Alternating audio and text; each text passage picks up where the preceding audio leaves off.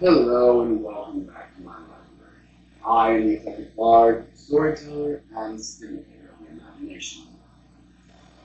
Remember, I'm trying to give you 500 subscribers by the end of the year so I can suffer for your enjoyment by reading a female point of view romance novel.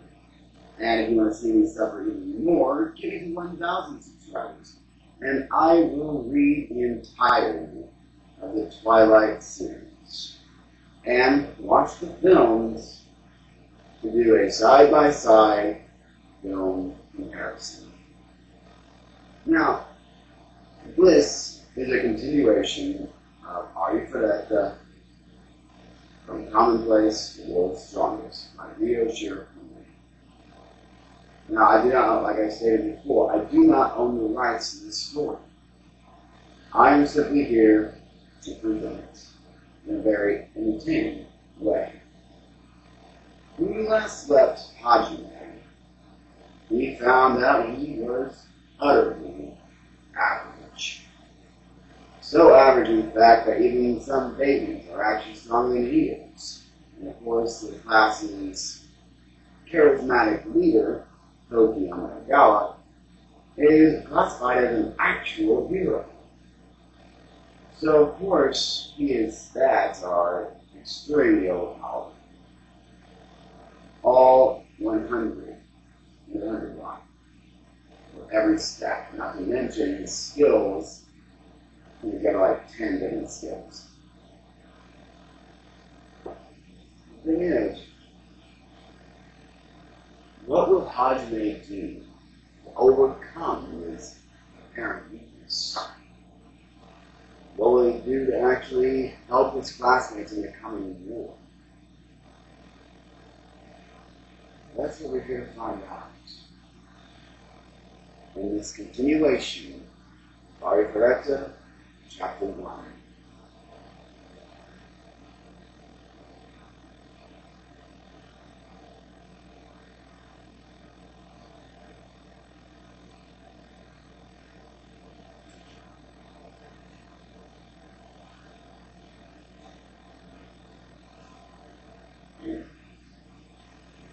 Two weeks had passed since Hajime was labeled the weakest and most useless member of the class.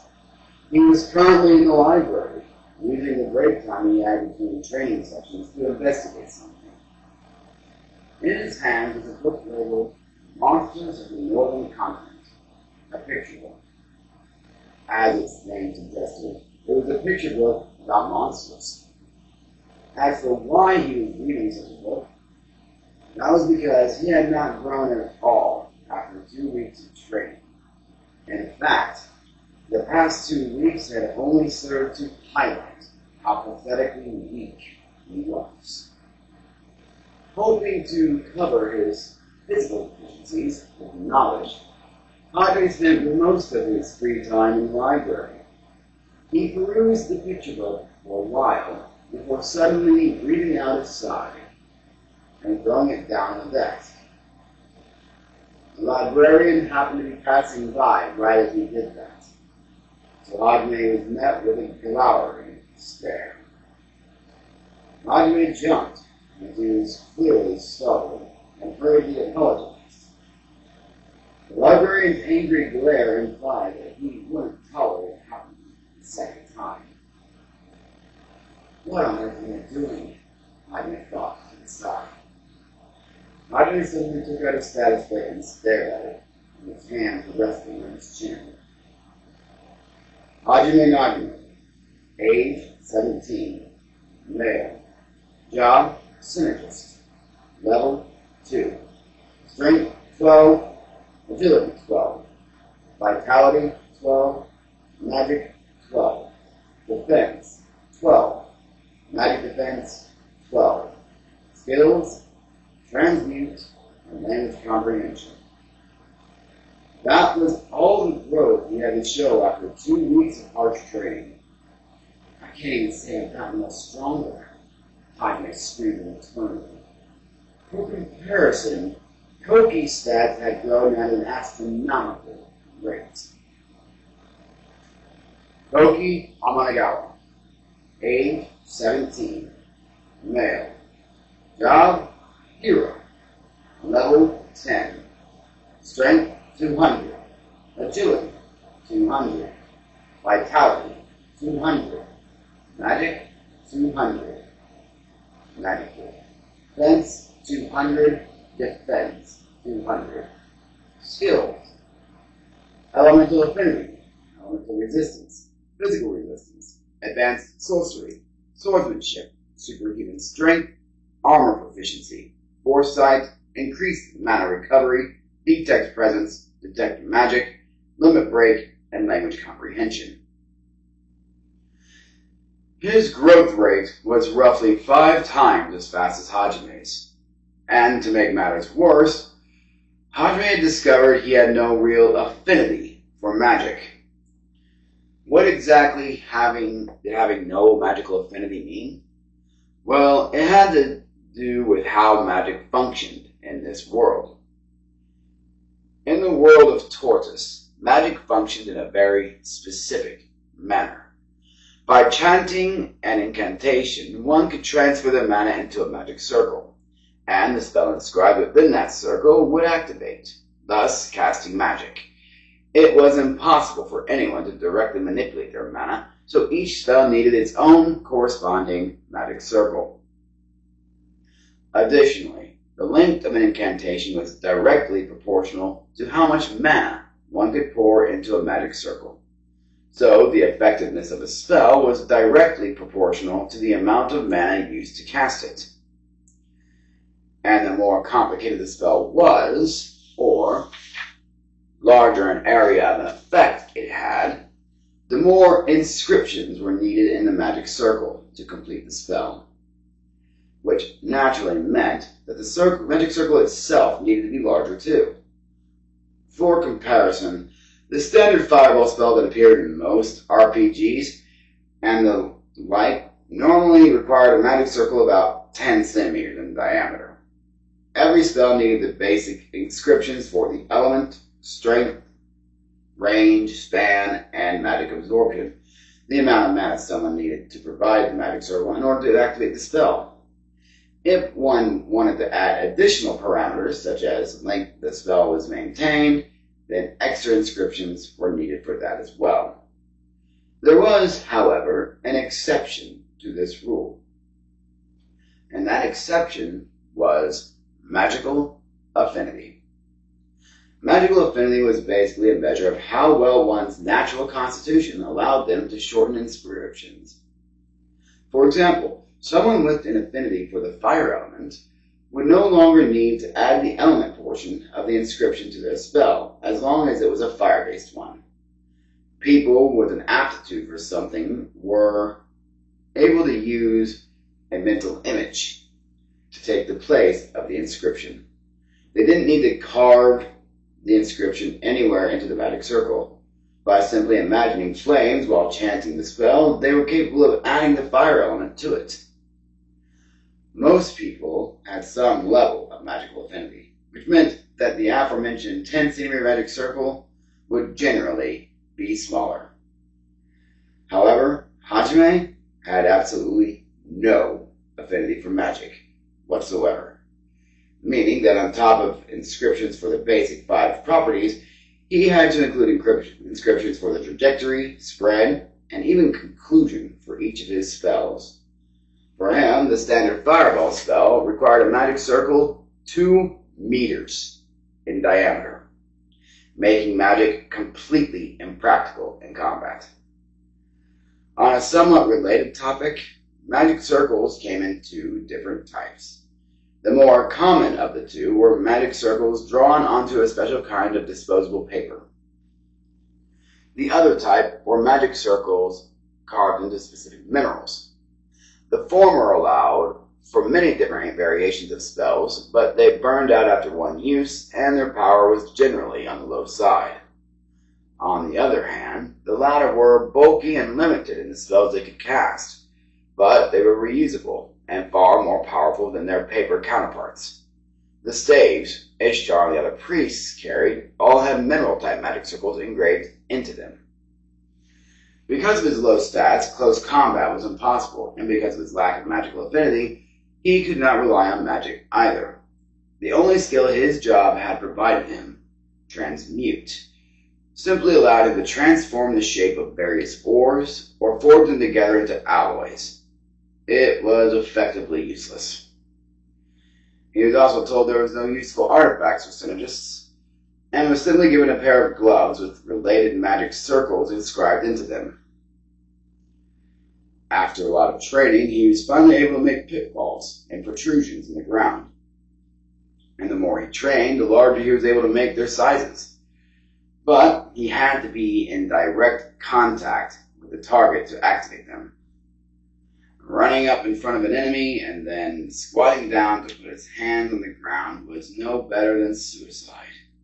So even those skills were of no real help to him in combat. Over the past 2 weeks, Hadri had come to be treated as a complete waste of space by his classmates. He had attempted to increase his knowledge as a last-ditch attempt to somehow become useful, but even that prospect seemed to have dim hopes. So he sighed more and more frequently as time went on. If I'm going to be useless around here, I might as well just go out on a journey or something, Hadri thought as he stared out the library window. He had reached the end of his rope. Hadri had spent the last 2 weeks devoting himself more than anyone else to the lectures they were being given about the world, spending all his time thinking of where to go. I'm thinking the land of demi-humans would probably be best. I can't really say I've been to another world if I haven't seen a single pair of animal ears, but supposedly their territory is really deep within the sea of trees, and they're apparently discriminated against everywhere. So aside from a few slaves, you don't really see many of them outside their homeland. According to what Hadri had learned so far, the demi-humans were harshly discriminated against, so they lived deep within the Haltuna woods to avoid contact with other people. They were supposedly discriminated against because they didn't possess any mana. Legend stated that starting with Ihit, each of the gods shaped the very foundation of the world with magic. The magic everyone used now was supposedly a deteriorated version of the power the gods once held. For that reason, it was common belief that magic itself was a gift from the gods. Of course, said belief was strengthened by that fact that the Holy Church preached it as a truth. Because of that, demi-humans who didn't possess mana and were unable to use magic were seen as wicked creatures who'd been abandoned by the gods.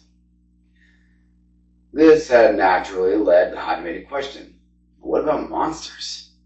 However, it seemed that monsters were simply thought of as natural disasters, so no one considered them the creatures who had received God's blessing, or anything along those lines, and they were seen as nothing more than wild beasts. What a convenient interpretation, Hadri thought, clearly disgusted. Even worse, though the demons all worshipped a god different from the humans, Lord Ihit, they too discriminated against the demi-humans. Demons supposedly had a far higher magical affinity than humans, so they were able to cast spells with much shorter incantations and smaller magic circles than them. They resided in the center of the southern continent in the demon kingdom of Garland. Though few in number, it seemed that even children in the kingdom were capable of wielding powerful offensive magic. So, in a way, every single citizen of the kingdom was a soldier.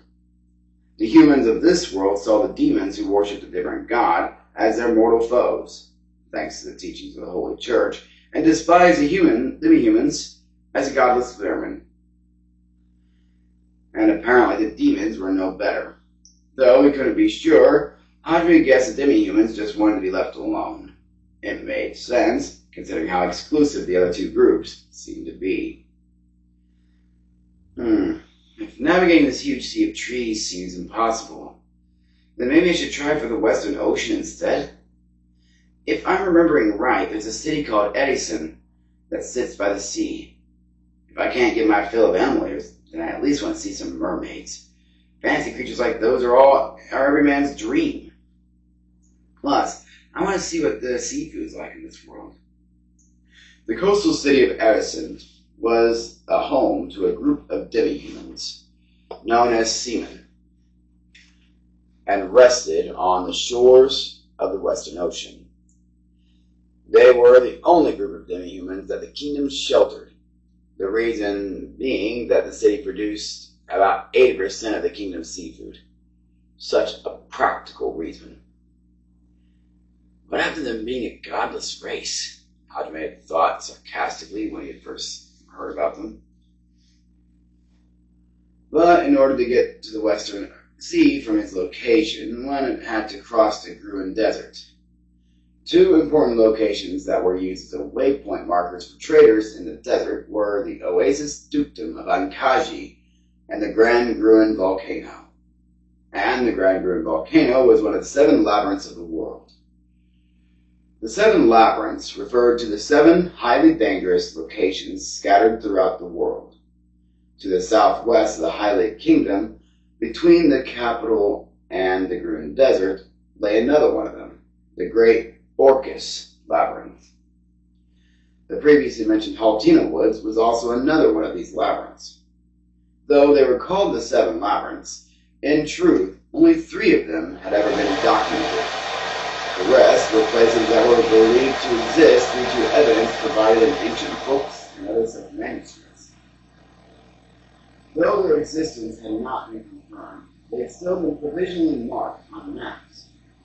The rising gorge that divided the northern and southern continents was one such place, while the frost caverns that lay in the Schnee snowfields were another potential camp. I probably won't be able to make it across that desert.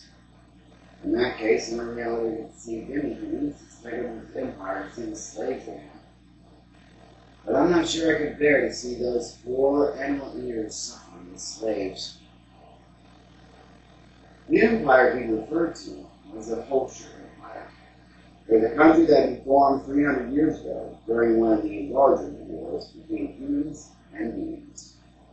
It had formed by a certain mercenary group, and was a militaristic country that boasted a large population of adventurers and mercenaries. They held to the doctrine that might makes right, and were a country of rather unsavory repute. The country's citizens believed in using everything they could to further their own ends, whether that meant being as slaves or anything else, so the slave trade flourished there. The empire lay to the east of the kingdom, and sandwiched between them was the independent merchant republic of Iran. As the name suggested, they were a neutral city that didn't rely on either country for support. Being a merchant republic, they boasted a vast amount of wealth, and the flow of money played heavily into their politics. It was also what allowed them to remain neutral. It was said that anything one's heart desired could be bought in that city, if such was its economic thought. I never want to get back home. I can't get something like, wait, crap, it's almost time for training. Realizing that he was simply trying to avert his eyes from reality, Hadme shook his head and quickly left the library so as to not be late for training. It was only a short distance from the library to the palace, but the bustle of the capital could be seen even in such a short trek. The voices of merchants hawking their wares mingled happily with the laughter of playing children and the angry scolding of their parents. The capital was a quaint, peaceful city. Since it doesn't look like a war's going to break out anytime soon, maybe I can just convince them to send me back. I've been dreaming of the impossible as we walked back to the palace. He just wanted to avoid thinking of the despair that awaited him once he arrived.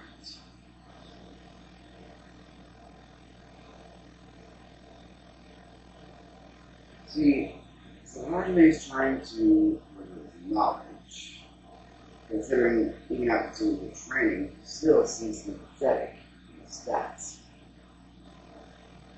So in essence, we still need to know what he's actually going to do with his classmates. Considering how weak he is, it's not going to be much. But I think we'll soon find out. Let us continue.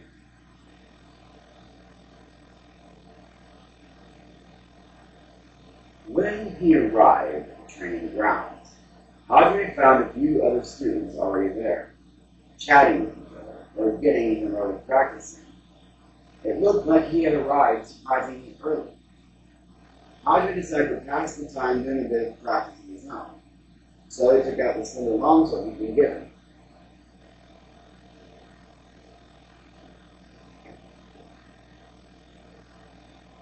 As he did, he felt the sudden impact hitting square in the back, and he stumbled a few steps forward.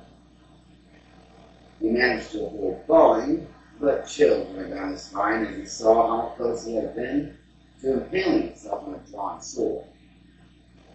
He frowned as he returned back and saw the usual group of four, all wearing the same obnoxious expression. As always, Daisuke Hiyama was standing behind him, together with the rest of the petty four, odd guy. Ever since they started training, the four of them had taken every opportunity they could of bullying Hajime. They were half the reason he found training so depressing, with the other half being how pathetic his staff were. Yo, Nagamo, what are you doing? You know that sword's totally useless in your hands anyway, right? I mean, come on. You're a total weakling. Hey, man, that's going too far. I mean, you're totally right, though. Yeah, why do you even bother coming to training with me? I'd be way too embarrassed if I were you. Hey, Daisuke, he's just so pitiful. Don't you think we should help him out with his training a little?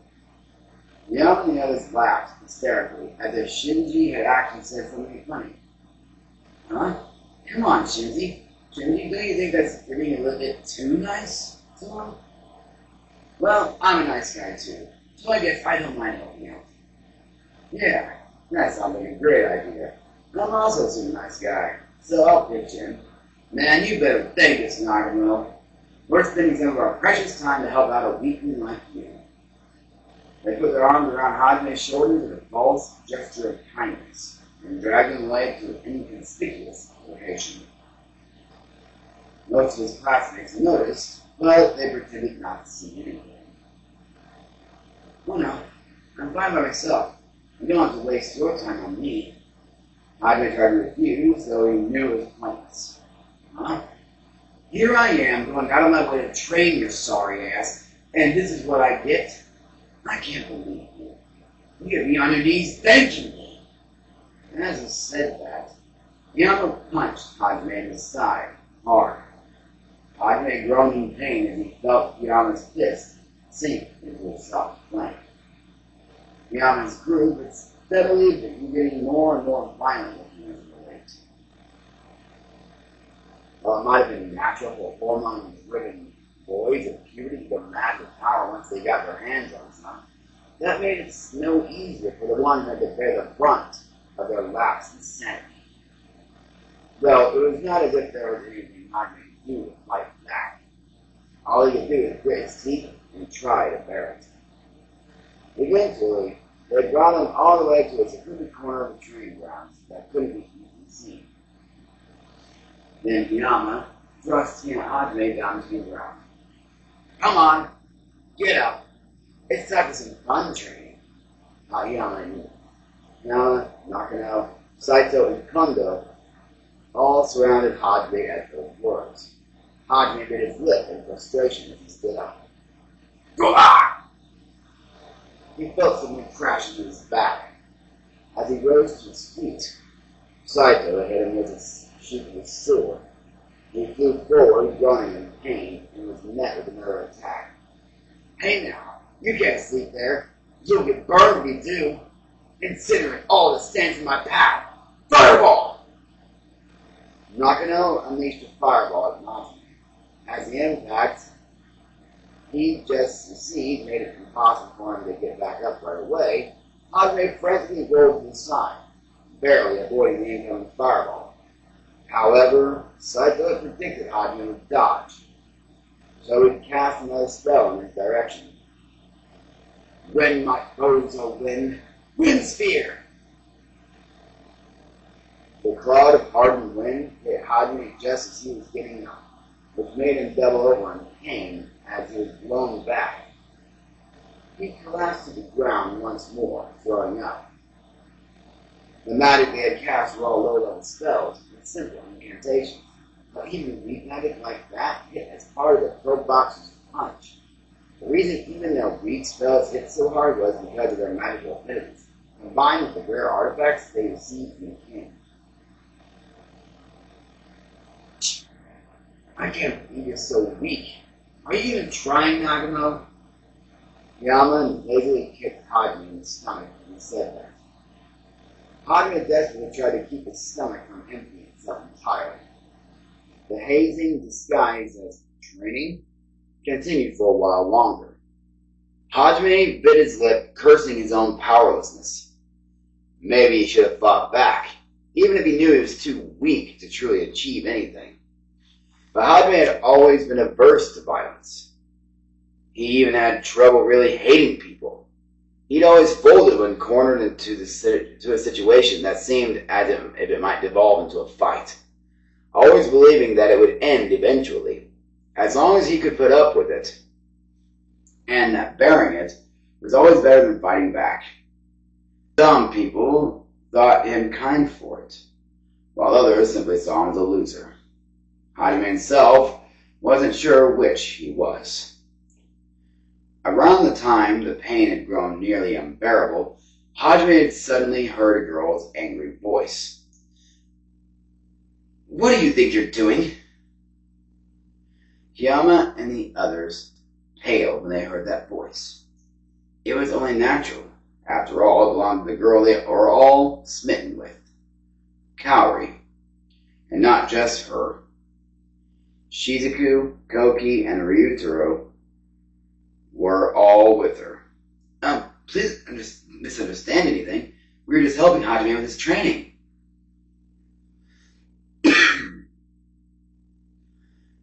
Nagamo-kun? Kaori ignored Hiyama's excuses and ran over to Hajime, who was huddled on the ground, coughing. Hiyama and the others had ceased to matter at all to Kaori when she saw the state Hajime was in. Training, huh? Wouldn't you say that was a bit too one-sided to be called training? Shizuku uttered those words in an icy tone. We were just... Save your breath. No matter how unfit for battle Nagamo-kun may be, he's still our classmate. Make sure you don't do it again. Koki calmly interjected. If you've got time to be messing around, then work on your own damn skills instead. Ryutaro bellowed.